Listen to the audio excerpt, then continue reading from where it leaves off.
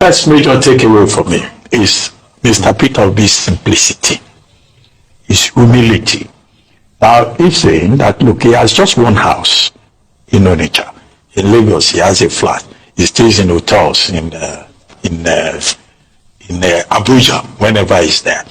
Look, that the same cannot be said for many of these former governors.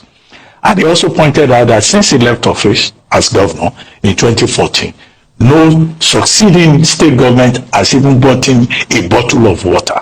Well, if you compare that, I don't think he was saying that in the context of expectation. It was the subtext for me is the fact that many of these former governors, they collect all kinds of privileges from the states. They will take a house in their states, they will get a house in Abuja, their medicals and that of their families will be paid for by the state government. They will go on holiday at state expense. They just turn themselves into government children. Whereas the honor of service should be more important. And so you have an example of one governor here saying that, look, it's not a parasite. It was enough for him to have served. And I think that that is important. And you recall that in many states of the Federation, there's been, a protest against former governors who end up living a parasitic life, living like leeches, at the people's expense in their various states. Again, about Mr. Peter Obi's simplicity.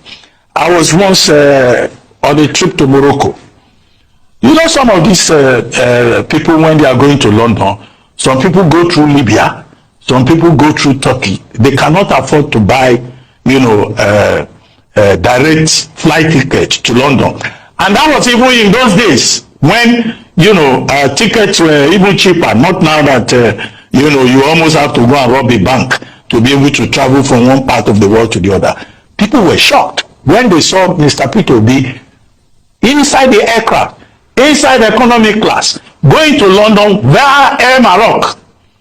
In fact, the whole aircraft, just stood up and they started clapping for him. They couldn't believe that a man with his kind of background as a businessman, a former governor, would just, take the simple route to go to London. I've seen him on the streets of London before. You will see him carrying his own bag.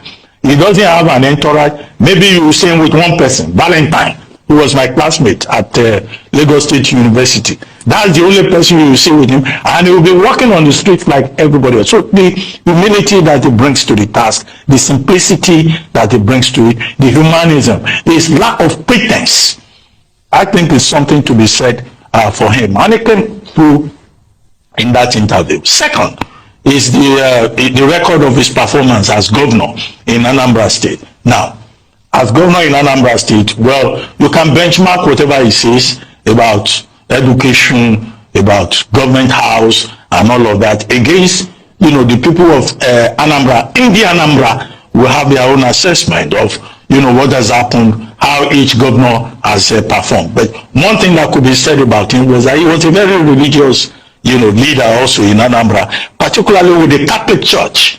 And how he made efforts to reach out to other constituencies, whether church or Muslims, and promote the ideals of religious unity.